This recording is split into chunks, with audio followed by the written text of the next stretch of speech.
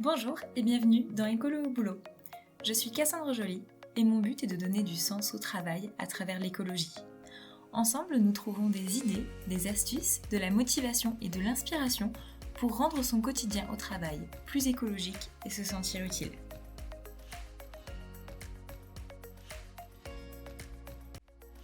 On le sait, la meilleure idée écolo au boulot du monde ne fonctionne pas si vos collègues, vos équipes ou même vos directions ne l'acceptent pas.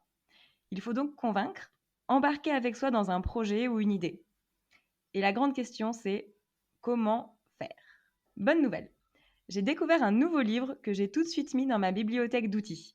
Il s'appelle « Impliquer vraiment les salariés ». C'est 20 pistes d'action pour renouer la collaboration entreprise-collaborateur. Donc, c'est un livre très large sur l'engagement collaborateur dans l'entreprise et il y a un chapitre dédié à la RSE, voilà, sur comment on peut impliquer les salariés dans une démarche responsable d'entreprise. Et j'ai la joie aujourd'hui d'accueillir ces deux auteurs, Fabienne Ravassar et Gaëlle Roudot, sur le podcast. Bienvenue à vous deux. Bonjour. Alors Fabienne, vous vous décrivez comme Human Addict. Vous avez fondé Bayerla, une agence de conseil en communication et dynamique d'entreprise. Gaëlle, vous vous définissez de user-centric et vous avez plein de casquettes. Transformation digitale en entreprise, facilitation graphique, rédactrice dans le Mag RH. Et vous avez notamment illustré le livre aussi, en plus de l'écrire avec des pastilles humoristiques, ce qui rendait la lecture encore plus concrète et sympa. Donc, merci d'être sur le podcast pour partager vos conseils. Alors pour commencer, en fait, j'ai eu l'impression que la RSE, ce n'était pas spécialement votre sujet principal, vous étiez plutôt sur l'approche RH en entreprise, transformation, communication. Alors pourquoi est-ce que vous avez décidé de faire un chapitre sur la RSE ? Est-ce que c'est parce que c'est un sujet qui personnellement vous touche, qui vous motive, ou est-ce que c'est parce que vous avez quand même mis des démarches de ce type en place dans vos missions ? Alors, Cassandre, je vais commencer à répondre. Je suis Fabienne Ravassar. Je voudrais commencer en disant qu'évidemment que ce sujet nous touche d'abord à titre personnel, l'une et l'autre. Gaëlle en parlera aussi. Et bien sûr, c'est une des raisons pour lesquelles il fallait que ce sujet soit présent dans le livre. Aussi parce que c'est un sujet qui concerne absolument toutes les entreprises aujourd'hui, toutes les organisations publiques, privées, et que on voit bien au travers de nos missions que c'est un sujet qui questionne énormément les entreprises, justement, sur comment pouvoir impliquer les collaborateurs sur la stratégie RSE. Et ça nous touche aussi parce que ce qu'on a constaté en commençant à écrire le livre, et c'est finalement la toile de fond, la problématique RSE de ce livre, c'est que depuis quelques mois, on va dire quelques années, tout a changé. Et dans ce qui a changé, dans les relations de l'entreprise aux salariés, c'est ce qui se produit au niveau de l'environnement. C'est le fait que la manière dont chacun, qu'on soit entreprise, organisation, équipe, association ou personne individuelle, comment est-ce qu'on fait aujourd'hui pour vivre notre relation aux ressources de la planète ? On est obligé de changer, on est obligé de changer de grammaire. Et ça, c'est la toile de fond de tout ce qui fait que ça provoque un changement fondamental aujourd'hui dans les entreprises, auprès des collaborateurs. Et c'était donc un sujet qu'il fallait qu'on traite en tant que tel pour pouvoir commencer à construire ces nouvelles relations qu'on propose dans le livre. Donc oui, comme Fabienne, moi je pense aussi qu'aujourd'hui personne ne peut ignorer les défis de l'environnement face auxquels nous sommes tous, je dirais, à égalité, hein, qu'on soit entreprise, salariés ou d'ailleurs citoyens. On est tous face à cela, et c'est vrai que ce que j'observe depuis quelques années dans les entreprises que j'accompagne dans leurs projets digitaux, c'est l'émergence, notamment sur les intranets, de rubriques dédiées au développement durable, à la RSE. Alors au départ, c'est souvent des espaces qui sont un petit peu institutionnels, un peu informatifs, qui sont à l'initiative de la direction, et qui ont parfois d'ailleurs du mal à vivre, hein. Et c'est vrai que pour nous, ce genre d'espace sur des intranets d'entreprise, c'est une vraie opportunité aussi pour animer une dynamique RSE, au-delà finalement de publier régulièrement des articles de fond sur l'actualité, développement durable de l'entreprise, son bilan carbone, ses engagements, etc. C'est aussi des lieux où on peut partager via des espaces de discussion sur les temps forts de l'entreprise, sur ses engagements, voilà, la mise en place d'une journée zéro déchet, la semaine du développement durable, etc. Mais on peut aussi profiter de formats comme des blogs pour donner la parole, hein, une véritable tribune en fait à des collaborateurs qui sont ambassadeurs, un peu plus engagés sur ces sujets-là, pour qu'ils viennent témoigner aussi de leurs convictions.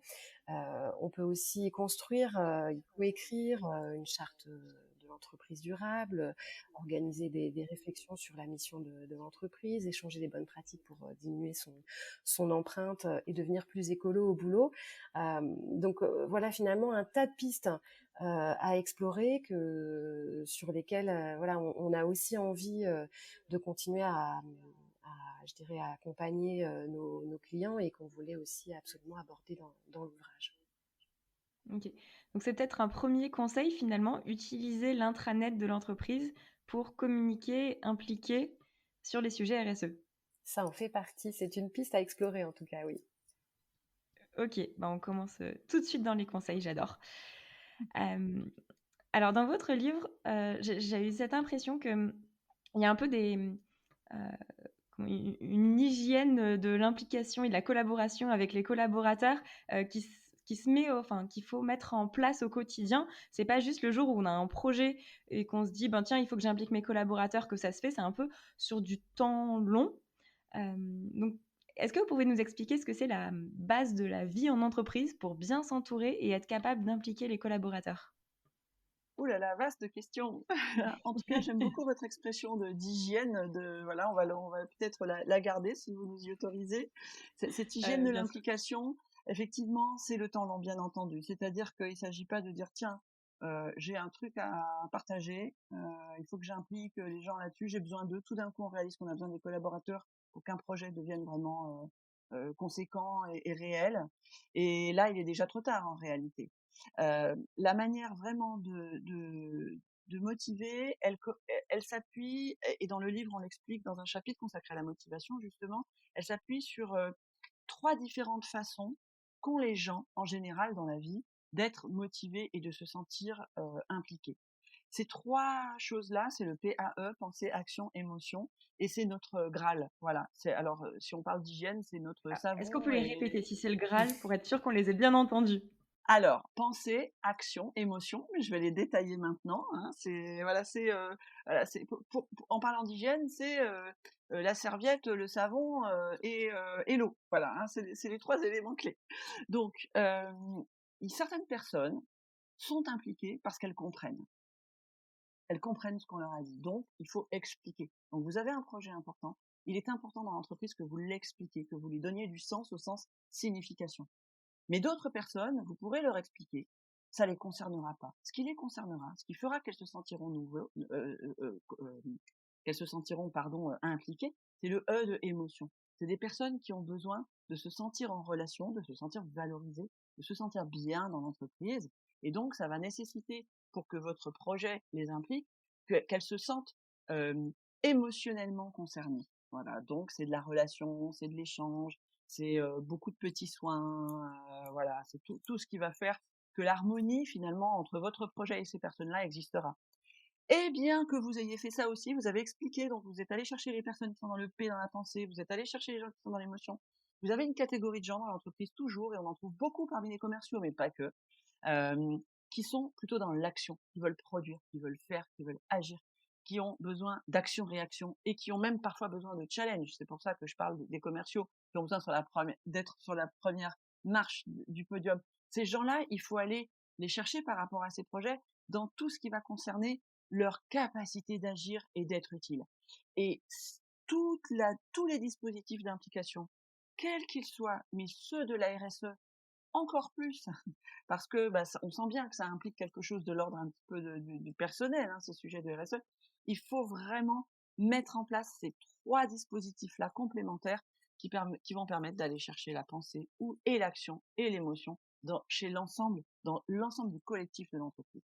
Parce que l'implication, ça commence par le collectif. Donc ça, c'est vraiment essentiel, et c'est vraiment la petite potion magique là, de la bonne douche à prendre pour l'hygiène. Voilà. Ok. Et pour que ce soit un peu plus concret, est-ce que vous auriez un exemple de comment on fait ça sur un projet ou au quotidien pour aller sur ces trois leviers-là? Parce qu'autant l'action, comprendre, je vois, c'est plus sur l'émotionnel presque que c'est un peu moins palpable. Je vais prendre l'exemple tout simple d'un discours d'un responsable RSE qui va expliquer son projet lors d'un séminaire de manager, par exemple. Et donc, il va prendre le temps d'expliquer en quoi la stratégie RSE se raccroche à la stratégie de l'entreprise. Il va mettre beaucoup d'intelligence, il va mettre beaucoup de valeurs et de convictions. Ça va aller toucher les gens qui effectivement ont besoin de comprendre et de se sentir concernés par la pensée. Il va présenter le plan d'action. Et puis donc ça va permettre aux gens qui sont dans l'action de dire ok, ben on voit ce qu'on va faire, c'est concret, on va ouvrir tel projet, tel autre, voilà le planning, tout va bien. Et puis cette personne-là, elle va juste oublier de dire que cette stratégie-là, elle l'a pas construite toute seule, mais elle a construit avec de nombreuses personnes qui ont contribué et qui ont été vraiment actrices aussi de l'élaboration de ce projet et qu'elle les remercie. Et que elle sait que c'est pas tout seul ou pas juste avec un plan d'action et un planning qu'on va réussir, mais c'est parce qu'on va tous être ensemble motivés pour le faire. Et là, elle va aller toucher ce profil émotion qu'elle aura oublié dans son discours tout simplement de toucher. Donc voilà, c'est un tout petit exemple. Ça permet de aussi bien quand on prépare un discours de s'assurer qu'on touche les trois profils par rapport au collectif auquel on va s'adresser, mais ça touche aussi, ça peut concerner dans un gros projet qu'on va lancer, plus large, de se dire comment est-ce qu'on va faire pour aller faire en sorte que les gens qui ont besoin de relations puissent exprimer ce besoin-là et puissent être nourris dans ce besoin-là pendant l'élaboration du projet. Voilà. Par la reconnaissance, par des pots, par voilà, je sais pas quoi, dans l'entreprise, il y a plein de choses possibles à faire pour que la convivialité soit présente et que la reconnaissance des émotions aussi et des difficultés. Accuser-réception, c'est aussi quelque chose qui est très important. C'est difficile de mettre en place un dispositif RSE. Et si vous oubliez d'accuser-réception des difficultés, vous ne parlez pas au profil émotion. Donc voilà, 2 exemples concrets pour parler à ces profils émotions là par rapport à des sujets comme ceux qui vous passionnent.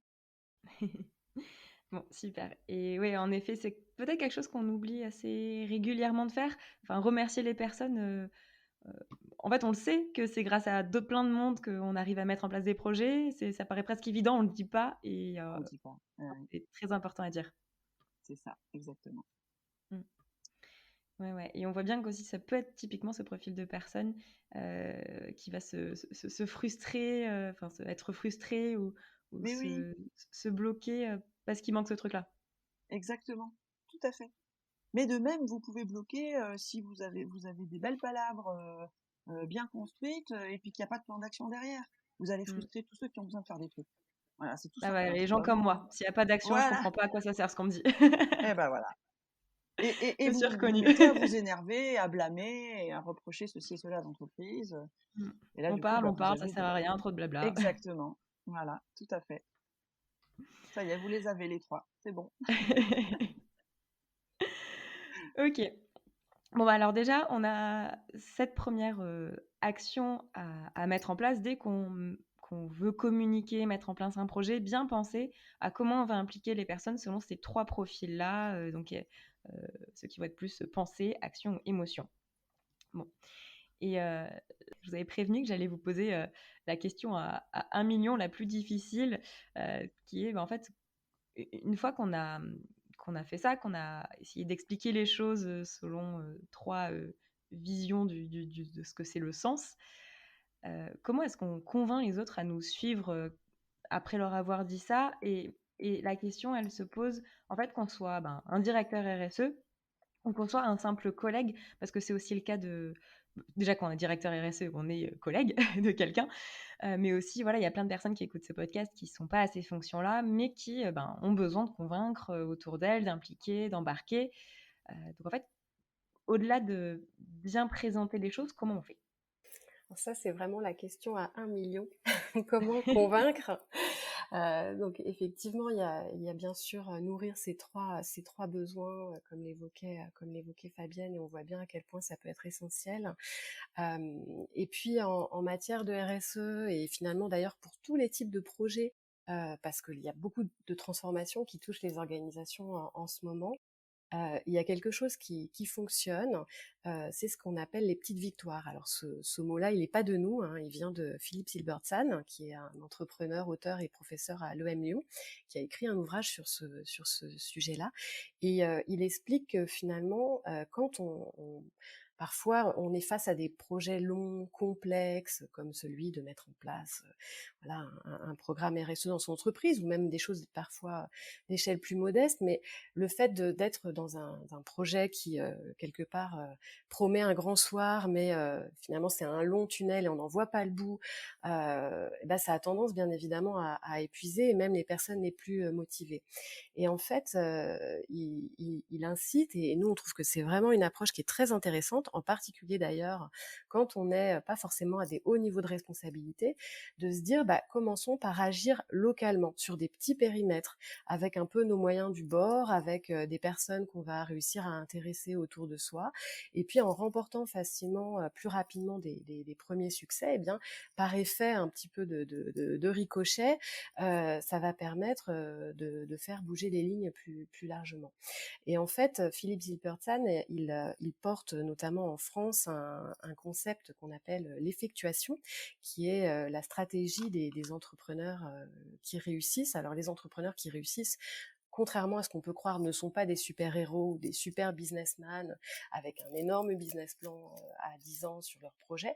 Non, c'est vraiment des gens qui commencent d'abord par faire avec ce qu'ils ont. Donc encore une fois, avec leurs moyens du bord, qui raisonnent en perte acceptable, c'est-à-dire on n'est pas là pour prendre des risques inconsidérés, donc on va juste se dire qu'est-ce que je suis prêt à faire pour déployer ce projet, pour faire un peu bouger les lignes, est-ce que j'ai peut-être un peu de temps à dépenser, un peu d'argent, et puis encore une fois c'est des gens qui vont aller chercher de l'aide, trouver d'autres personnes ressources, d'autres expertises, qui vont les associer à leur projet pour faire bouger. Et puis c'est aussi l'effectuation, être capable de tirer parti des surprises.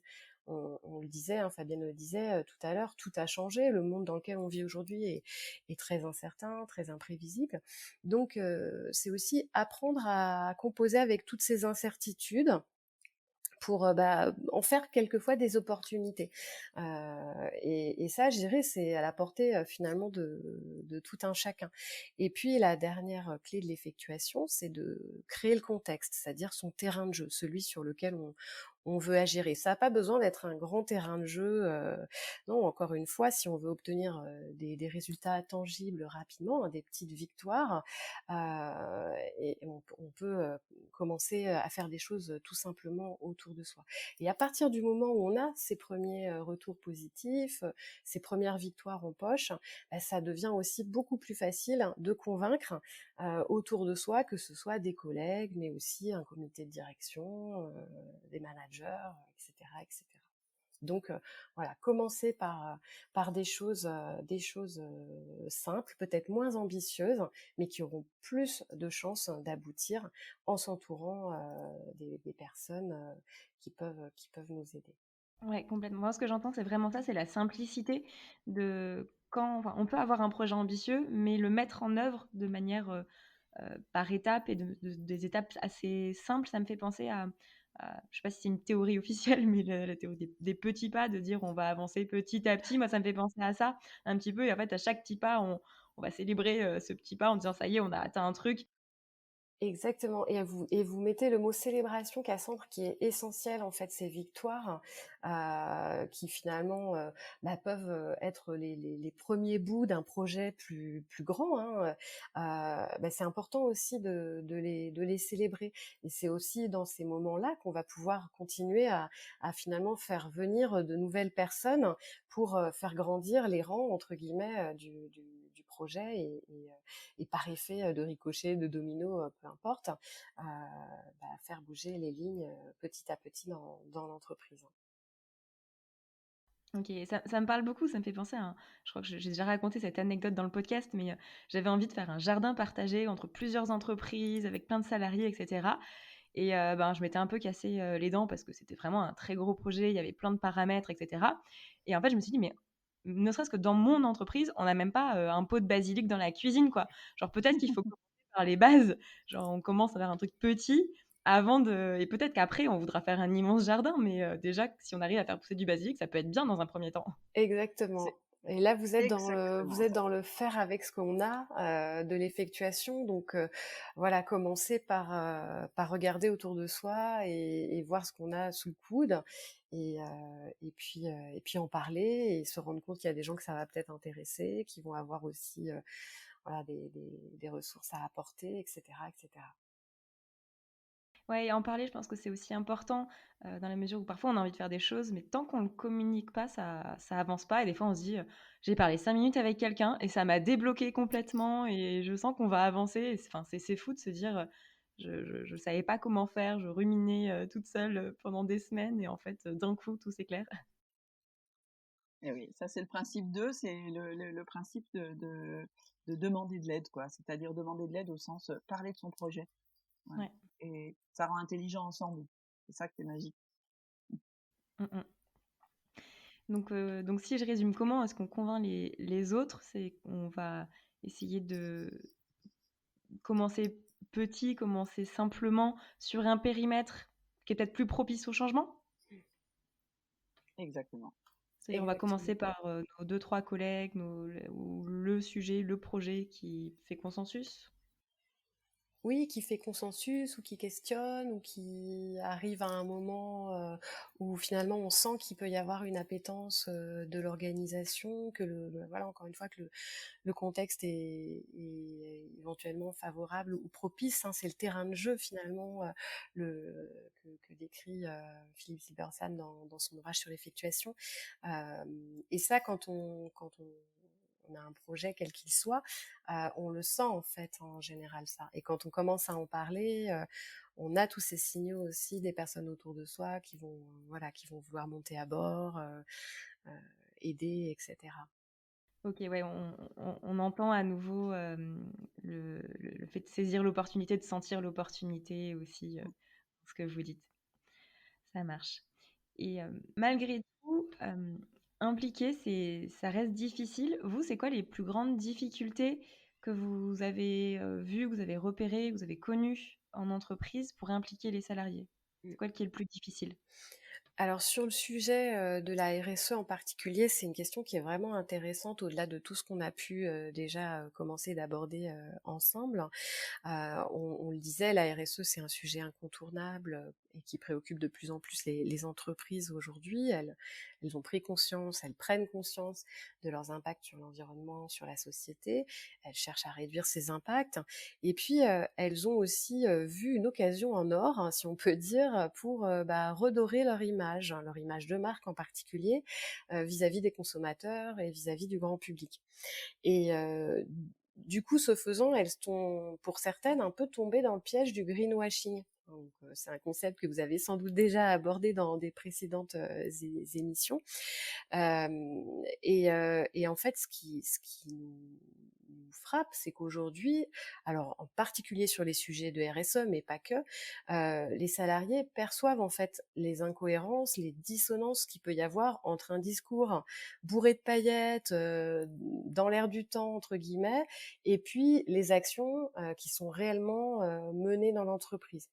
Et finalement, pour nous, il est de plus en plus difficile pour les entreprises de tenir des discours soi-disant éthiques et responsables si ces discours ne font pas véritablement écho au vécu des salariés au quotidien.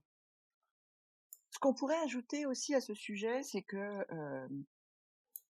les entreprises ont une activité polluante ou pas trop polluante, qui est en alignement avec les obligations aujourd'hui RSE ou pas. Mais finalement, trop souvent, elles ont tendance à mettre en place à chercher à mettre en place des stratégies RSE qui ne soient pas directement liées au cœur de métier de l'entreprise. Or, les collaborateurs, qu'est-ce qu'ils font? Ils viennent travailler tous les jours. Ils viennent exercer un métier et souvent dans le cœur de métier de cette entreprise-là. Et là où se posent les difficultés d'implication sur les sujets RSE, c'est lorsque la stratégie RSE de l'entreprise est trop éloignée finalement du cœur de métier d'entreprise.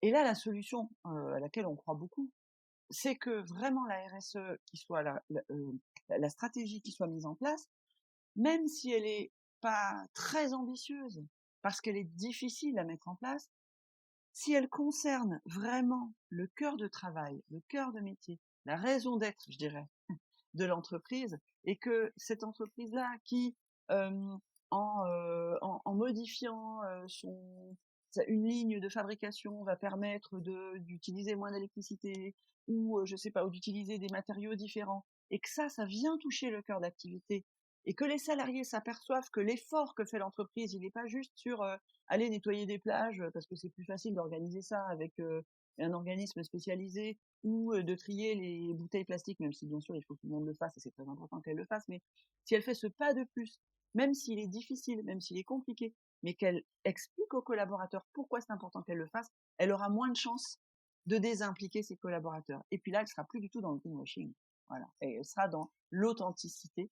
Et je crois que c'est aussi peut-être un mot qui apparaît pas tel quel dans le livre, mais c'est ça qui fait la différence auprès des collaborateurs pour les impliquer, c'est qu'ils ressentent, qu'ils perçoivent cette authenticité-là. Voilà. Et nous, on pense que c'est ce qu'il faut vraiment chercher à faire au maximum. C'est pas toujours facile, on en a bien conscience. Hein.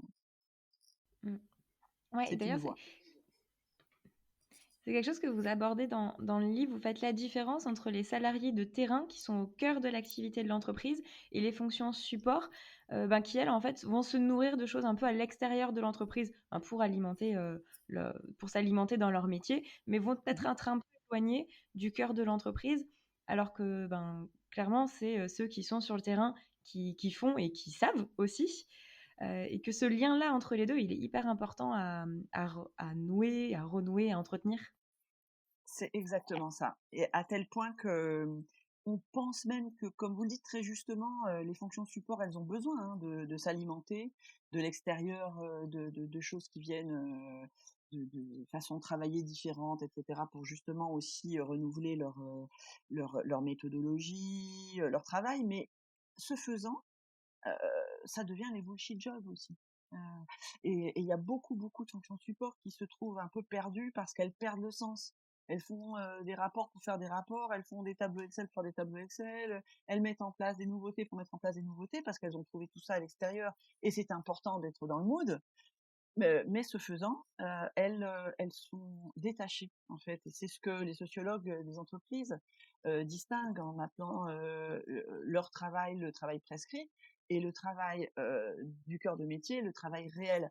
Et nous, on croit que redonner du sens aussi aux fonctions support, ça passe par les faire reconnecter avec le travail réel, voilà, et mettre le travail réel et les collaborateurs de ce qu'on appelle les collaborateurs de la zone de création de valeur au cœur du projet de l'entreprise. Et remettre les collaborateurs du travail réel au cœur du projet d'entreprise, c'est remettre le travail au cœur du sujet de l'entreprise. Et donc, la RSE, comment est-ce qu'elle se lie en fait à ce travail-là? C'est là qu'elle deviendra utile, authentique et qu'elle fera sens pour tout le monde, aussi bien pour les gens qui sont dans les usines ou dans les plateformes de gestion de stock que pour les fonctions support. Voilà, c'est ce lien-là qui nous paraît essentiel, c'est celui du travail. Et alors, du coup, comment est-ce qu'on fait pour avoir ce lien entre les fonctions support, le cœur de l'activité? Est-ce que vous avez des exemples de structures qui ont mis des choses en place qui vous semblent de bonnes idées, de bons retours d'expérience à partager? Alors, en fait, on a des méthodes qu'on déploie et lorsque les entreprises, donc nous on propose cette méthode-là en particulier qu'on va vous présenter maintenant, qui est en 3 temps en quelque sorte. Et ce qu'on peut témoigner, c'est que lorsque les entreprises qu'on accompagne les testent, en tout cas, essaient de les mettre en place, parce que c'est jamais là on va vous raconter un truc parfait, mais lorsqu'elles en font des bouts, eh bien ça fait bouger les lignes et ça effectivement ça fonctionne plutôt bien. Et on n'a rien inventé, encore une fois. On est allé chercher des pratiques qui se font plutôt vis-à-vis de la communication client, du marketing client, qui est en fait de commencer, notamment pour les gens qui sont responsables de l'accompagnement du changement, les gens qui sont responsables, les directions de la transformation, les directions de l'innovation, toutes celles qui ont besoin finalement des forces vives de l'entreprise pour que leur projet avance, et donc bien sûr aussi les directions RSE, enfin on en est convaincu, la première des choses à faire, et donc le premier élément de cette action-là, c'est de réaliser une cartographie de l'interne. Parce que impliquer l'interne, impliquer les collaborateurs, ça veut rien dire. Les collaborateurs, c'est personne. En fait, les collaborateurs, c'est une complexité relationnelle qu'il faut avoir en tête, qu'il faut cartographier et bien connaître cet interne, bien savoir cartographier qui travaille où sont les usines de production, ils sont combien dans ces usines de production, c'est quoi les métiers qui ont lieu dans ces usines de production, et au siège, c'est qui, ils sont combien, ils sont où, et comment ils travaillent. Et avoir cette cartographie-là, c'est pas très fun pour des communicants, par exemple, c'est ni plus ni moins un gros tableau Excel, hein, avec des tas de lignes et des tas de colonnes. Hein. Mais ça permet de documenter finalement euh, les différents types de travail qui se font dans l'entreprise. Et ça, c'est essentiel. Si on veut ensuite aller les chercher et les impliquer, il faut savoir à qui on s'adresse et où ils sont. Donc ça, c'est la première chose, c'est la cartographie. Le deuxième outil, une fois qu'on a cartographié, là aussi, c'est du design thinking, hein, voilà, c'est d'aller écrire les personas. Lorsqu'on a besoin d'aller impliquer les collaborateurs d'un plateau téléphonique sur un sujet particulier, que ce soit de la RSE ou autre, eh bien, si on sait finalement décrire le persona de ce plateau téléphonique, combien de fois il se réunit par semaine ou par mois en vrai avec son manager pour échanger sur un certain nombre de sujets, comment il travaille, combien de temps il passe derrière son ordinateur, est-ce que c'est quelqu'un qui va s'informer plutôt en continuant à se connecter au-delà de ses horaires de travail, ou est-ce que, enfin, je veux dire pendant ses pauses, ou est-ce qu'au contraire il va plutôt n'avoir qu'une envie, c'est de déconnecter et de lire plutôt des affiches ou voilà ou de faire d'autres choses. Ça, c'est une façon de décrire la manière dont chacun des grands métiers d'entreprise se comporte à l'égard de l'entreprise et dans quel type de relation il se trouve vis-à-vis de l'entreprise. Ça, c'est donc le deuxième outil, après la cartographie, c'est les personas. Et donc, Gaëlle va vous parler de la troisième, puisque c'est une grande spécialiste de la troisième, du troisième outil. Le troisième outil, c'est un outil également hérité voilà, du design thinking et des méthodes agiles. Donc, peut-être certains auditeurs du podcast connaissent. Il s'agit de l'empathie map, ou carte empathique en français. L'intérêt de cet outil, c'est de se mettre vraiment dans la peau des collaborateurs qui sont concernés par une transformation, un changement, quel qu'il soit, pour vraiment percevoir en fait ces perspectives de changement avec leurs lunettes, leurs sentiments. Et ça, bien évidemment, dans un objectif de pouvoir anticiper les impacts, identifier des situations qui vont être bloquantes, etc., etc. Donc, si on est dans, je dis n'importe quoi, dans le cadre d'un projet de transformation où on va faire évoluer des pratiques de production pour être plus durable ou plus voilà, responsable demain, par exemple, faire ce travail d'empathie map avec un groupe de collaborateurs des équipes de production, c'est vachement intéressant. Ça, on va vraiment questionner ce qui pensent aujourd'hui, la façon dont ils travaillent, de leur organisation, voilà, c'est un petit peu le point de départ de leur vécu. On va questionner ce qu'ils disent aussi quand voilà, ils parlent de ce projet-là, c'est quoi qui s'exprime comme frein. On est vraiment dans les discussions presque de la machine à café. On va questionner bien sûr leurs attentes. Et d'ailleurs, on va peut-être se rendre compte qu'ils n'ont pas d'attente. Et ça, ça va nous donner un indicateur aussi sur la pédagogie qu'on va peut-être devoir faire par rapport à ce projet de changement. Et puis, et c'est ce qui est le plus intéressant, je trouve, dans l'empathie map, c'est le questionnement du registre émotionnel par rapport à ce projet de changement. Comment est-ce qu'ils le vivent? Est-ce qu'il y a du ras-le-bol? Est-ce qu'il y a de la tristesse de devoir renoncer à un certain type de mode de fonctionnement? Est-ce qu'il y a de la surprise? Et puis, bien évidemment, est-ce qu'il y a des peurs? Et quelles peurs s'expriment?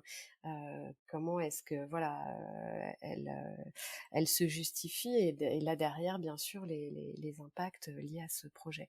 Donc, c'est un outil qu'on trouve intéressant et qu'on décrit dans l'ouvrage, qu'on peut vraiment utiliser avec pour des projets d'entreprise en interne, parce qu'il permet à la fois de purger entre guillemets les émotions négatives Et puis, il envoie aussi un signal positif qu'on prend en compte les besoins des collaborateurs. C'est un signal de reconnaissance, de considération. Et, et finalement, lorsqu'on est dans un projet de changement, quel qu'il soit, c'est un signal qui est important pour mobiliser les équipes autour de ce qui va changer.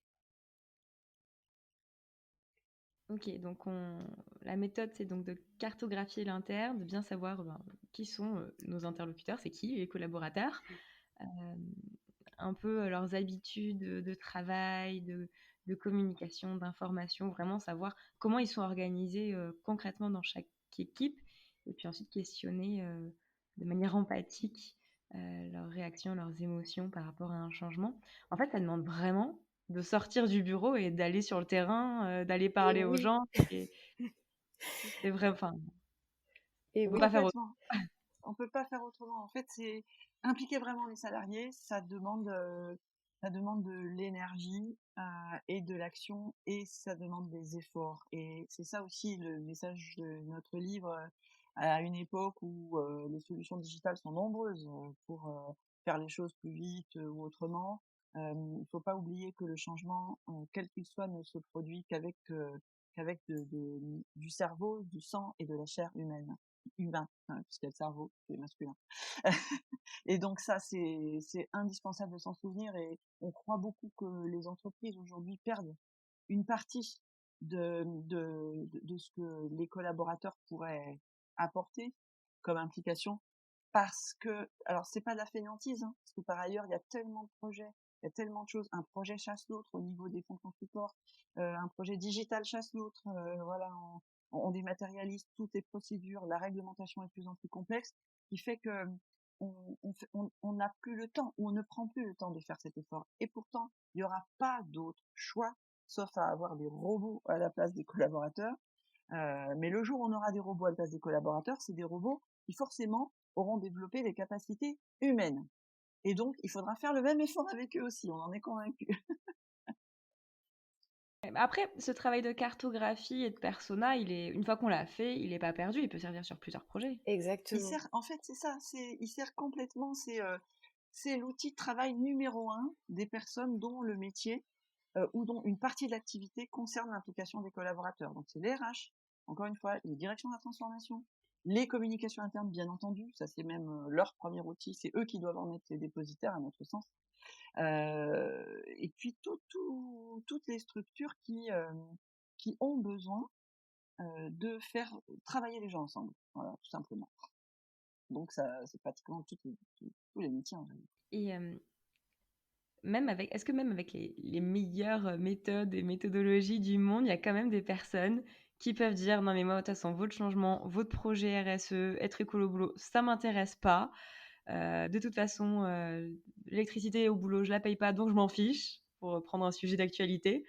En fait, comment on fait pour changer, pour essayer de convaincre même les personnes qui sont les plus réfractaires, qui on a l'impression qu'elles s'en fichent, mais complètement quoi.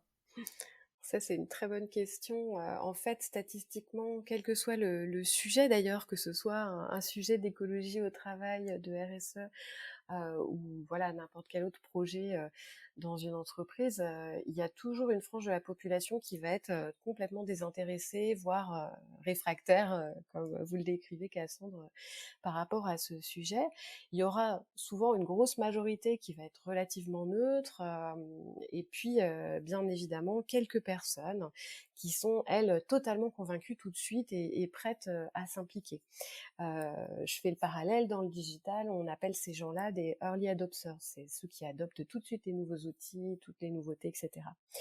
Et en fait, le risque qu'on peut avoir, c'est de perdre notre temps et notre énergie à s'arc-bouter, à vouloir absolument embarquer des personnes qui n'en ont pas du tout envie, qui sont réfractaires de toute façon, alors que finalement on a sous la main au contraire des personnes qui, eux, ont vraiment envie d'y aller. Alors dans l'ouvrage, on cite une étude du cabinet Occurrence qui a été menée en 2020, certainement juste après le début de la crise sanitaire, et qui dit que 86% des salariés donc, qui répondaient à cette enquête se déclaraient plus intéressés par la RSE qu'ils ne pouvaient l'être il y a 2 ans. Donc on voit déjà une sensibilité qui a changé. Et puis pour 2 tiers d'entre eux, poursuit l'étude, ils étaient même prêts à proposer des initiatives pour nourrir la réflexion de leur entreprise. Et ça, pour nous, mais c'est une mine d'or, c'est une vraie opportunité en fait, hein.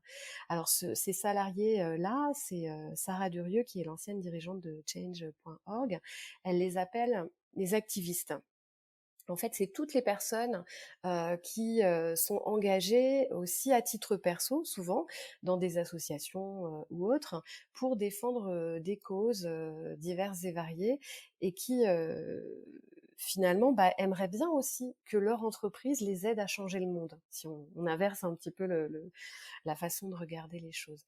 On peut par exemple citer cet exemple, hein, qui est assez connu, d'une collaboratrice d'un grand cabinet de conseil qui était à titre personnel elle-même très impliquée dans la défense des droits des personnes queer et LGBT+, et qui a réussi à mobiliser en interne un réseau de collègues pour sensibiliser en fait sur les discriminations vécues.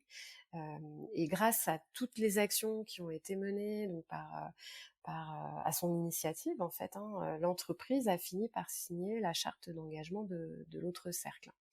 Donc on voit, enfin, finalement que on peut s'appuyer sur les collaborateurs, et que c'est un bon moyen pour faire converger à la fois les intérêts de ses salariés, activistes ou non activistes, de l'entreprise, et puis du monde, hein, de la planète, si on peut dire, en général. Moi, je suis forcément tout à fait d'accord avec ça, puisque c'est le principe de ce podcast, de dire vous êtes salarié, quel que soit votre rôle, vous pouvez faire avancer les choses dans votre entreprise, et c'est même hyper pertinent, c'est attendu, c'est utile. Donc, j'approuve à 100%. On pourrait ajouter quelque chose à ce sujet d'ailleurs. On propose dans le livre de pratiquer ce qu'on appelle un peu pompeusement la RSE symétrique. Ça revient exactement à répondre autrement aussi, et complémentairement à ce que disait Gaëlle, à la question de qu'est-ce qu'on fait des personnes qui sont voilà, qui s'en fichent, qui sont pas sensibles, ou qui se sentent pas impliquées sur les sujets de RSE. Le risque à ne pas du tout traiter leur cas, je dirais aussi, c'est par contre qu'ils deviennent des opposants, ou qui se désengagent complètement aussi de leur propre travail d'une manière plus générale. Pour en fait pour tenter d'apporter encore une fois de venir nourrir ces gens-là aussi, en tout cas d'être irréprochables vis-à-vis d'eux, qui seront les premiers à repérer le greenwashing par exemple des entreprises. Ce qu'on propose, c'est de revenir à la définition même de ce qu'est la RSE décrite par la norme ISO 26000, si je dis pas de bêtises, et de se poser la question de cette définition-là de la RSE, d'abord et prioritairement vis-à-vis des collaborateurs, c'est-à-dire appliquer la stratégie RSE d'abord pour les collaborateurs, puis pour les clients et le monde, voilà, et non pas tiens en fait, et qu'est-ce qu'on pourrait faire à la fin pour les collabs, histoire de pas les oublier au passage. Et les 3 questions qu'on propose de se poser, du coup, c'est quel est l'impact des décisions et des activités de l'entreprise sur ses collaborateurs, puisque ça, c'est vraiment les questions que pose la norme ISO 26000 sur la RSE. Comment est-ce que le comportement éthique de l'entreprise, éthique et transparent en interne, se manifeste-t-il? Voilà, donc comment est-ce qu'il peut aussi se manifester ce comportement vis-à-vis de l'interne pour qu'il soit éthique et transparent? Et enfin, quelles sont les initiatives respectueuses que peut prendre l'entreprise à l'égard de ses collaborateurs? Et si une stratégie RSE, on peut rêver, hein, parce que nous, on est les aficionados des collaborateurs, donc évidemment, on a ce prisme-là, mais imaginons une stratégie d'entreprise en matière de RSE qui commence par venir répondre à ces questions-là, avant même de répondre aux questions qui sont relatives à comment on y répond vis-à-vis des vis-à-vis des clients, vis-à-vis des partenaires, vis-à-vis des fournisseurs et vis-à-vis du monde. Mais alors là, on est irréprochable. Donc non pas qu'on va aller forcément chercher les collaborateurs complètement réfractaires, mais au moins ils n'auront rien à reprocher à l'entreprise de cette nature-là, parce qu'ils seront d'abord eux au cœur de la stratégie RSE de l'entreprise. C'est ça qu'on voudrait aussi pouvoir promouvoir dans une nouvelle vision, cette nouvelle grammaire en fait de l'entreprise et des relations. Ouais, et peut-être que ces oppositions, elles sont aussi parce que des salariés se sentent pas reconnus au sein de l'entreprise et du coup, c'est leur manière à eux Bien sûr, de montrer qu'ils sont là et qu'ils existent et qu'il faut les prendre en compte. mais tout à fait. C'est voilà, c'est presque comme un adolescent, hein, par moment. Il va faire le pénible parce qu'on ne le reconnaît pas, on ne l'entend pas, et que lui a des besoins ou des questions auxquels finalement la structure familiale n'a pas prévu de répondre immédiatement. Ouais, voilà, là on est un peu dans ce même cette même idée-là. Encore une fois, ça nous ramène juste au fait que la relation, l'entreprise, c'est juste un gros nœud de relation humaine, quoi. Et c'est là-dessus qu'il faut travailler. Ouais. Et les nœuds, les lignes, les voiles, c'est aussi un peu le thème de votre livre. Vous faites beaucoup de métaphores sur le bateau, la voile, etc. Donc, je vous reconnais bien là. C'est Merci en tout cas vrai. d'avoir partagé toutes ces astuces et méthodologies avec nous. Donc, on retrouve dans votre livre. Alors, le livre, c'est une manière de se former, mais enfin, je trouve qu'il y a tellement à faire et à apprendre. Est-ce que il y a des formations qui sont sur ce thème-là, de comment on implique, comment on motive un groupe, qu'on peut recommander? Alors, il y a des formations sur l'intelligence collective, il y a des formations de communication interne, hein, on en trouve beaucoup. Mais c'est vrai que finalement, poser comme ça, formation sur comment on implique les collaborateurs, sauf erreur, on n'en a pas vu encore. Et ben, vous êtes en train peut-être de nous donner une idée. Alors, rendez-vous dans quelques mois. Peut-être qu'avec Gaëlle, on les aura montées, ces formations-là. Je le Alors, partagerai si c'est le cas. D'accord, merci. ce qu'on peut dire en tout cas avant d'avoir peut-être lancé nos propres formations, c'est que quoi qu'il arrive, il n'y a pas de recette toute faite, il n'y a pas de baguette magique d'ailleurs qui nous soit livrée avec notre ouvrage. On a au travers de l'ouvrage ramasser un certain nombre d'outils, interviewer un certain nombre d'auteurs, explorer des pistes d'action. Et c'est autant de choses qu'on invite bien sûr les gens à tester, à expérimenter, hein, faire un petit peu dans cette logique qu'on évoquait de petits pas, pour faire bouger les lignes des organisations. Et on sait bien que selon les contextes, il y a des fois où il y a des choses qui vont prendre, des fois où les choses ne prendront moins. Ce qui est sûr, en tout cas, enfin, c'est vraiment notre conviction, c'est que ça vaut le coup d'essayer. On ne prend pas de risque à essayer.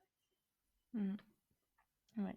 Donc, dans un premier temps, si on veut faire avec ce qu'on a, on achète votre livre, on lit les méthodes et on l'applique sur un premier terrain de jeu à notre portée. Eh ben, exactement. J'ai bien compris l'effectuation. Je demande toujours aux invités du podcast pour terminer s'ils ont un conseil écolo au boulot à donner. Donc ben là, on sort peut-être un petit peu de l'expérience collaborateur, sauf si vous voulez donner un conseil sur ce sujet-là. Je vous écoute. Qui est-ce qui souhaite commencer? Moi, j'aurais envie spontanément de dire une chose: être écolo au boulot, c'est être humain au boulot. Et ça commence par ça. Et après, on a des chances d'être écolo au boulot.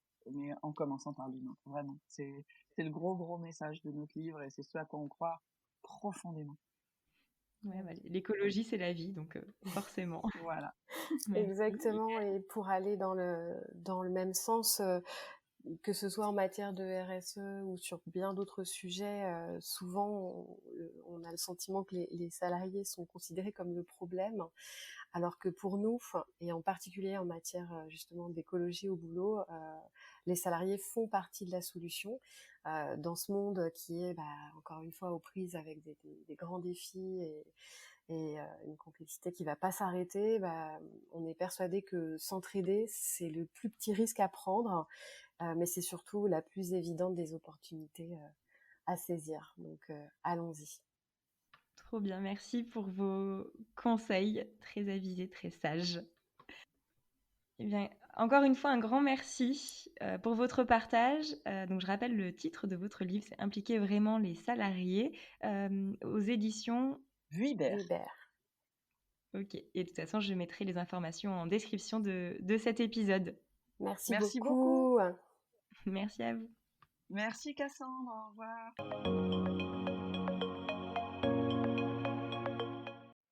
C'est la fin de notre épisode. Merci de l'avoir écouté jusqu'au bout. Vous avez maintenant les clés pour impliquer les collaborateurs dans une démarche RSE et c'est tout un programme à mettre en place.